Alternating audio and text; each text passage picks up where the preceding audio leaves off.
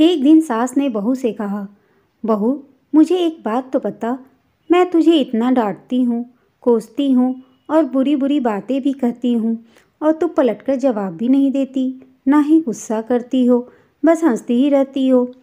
बहू को तो जैसे सुनाने के लिए कहानी ही मिल गई।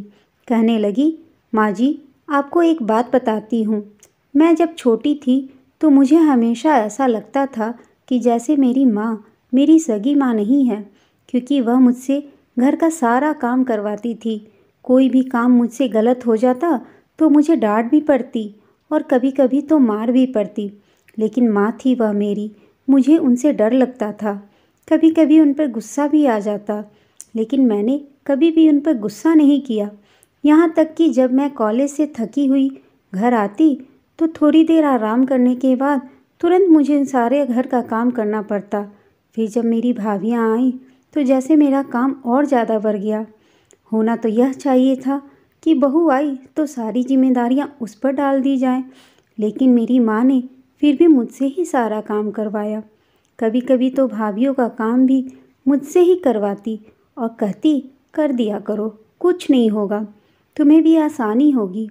जब तुम अपने ससुराल जाओगी मुझे बहुत गुस्सा आता कि माँ भाभियों का काम भी मुझसे ही करवाती और उन्हें डांटती भी नहीं। फिर मेरी शादी के 2 दिन पहले मेरी माँ ने मुझे प्यार से अपने पास बिठाया और कहने लगी, बेटा आज तक समझना कि मैं तेरी सास थी। मैंने तुझसे प्रैक्टिस करवा दिया है और तुझे बता दिया है कि सास भी ऐसी होती है, लेकिन अब तेरी शादी हो रही है तो आज से मैं तेरी माँ हूँ। बेटा जब तुम्हारी सास तुम्हें कुछ कहे तो समझना कि जैसे मैं ही डांट रही हूँ। बस यह बात थी। माँ जी मुझे आपकी बात बुरी नहीं लगती, क्योंकि मेरी माँ ने मुझे उतना प्रैक्टिस करवा कर भेजा है और आप तो मुझे डांटती भी नहीं जितना मेरी माँ डांटा करती थी। इतना कहकर बहू हंसते हुए किचन में चली गई और सास सोचते रह गई कि क्या सच में बेटियों का प्रशिक्षण ऐसे ही होनी चाहिए। अगर बहुएं सास की डांट को डांट समझने लगें तो परिवार में तालमेल बिठाना बहुत मुश्किल हो जाता है। इसीलिए उन्हें सास की डांट डांट नहीं लगती, उन्हें लगती है कि यह तो मेरी माँ ही है।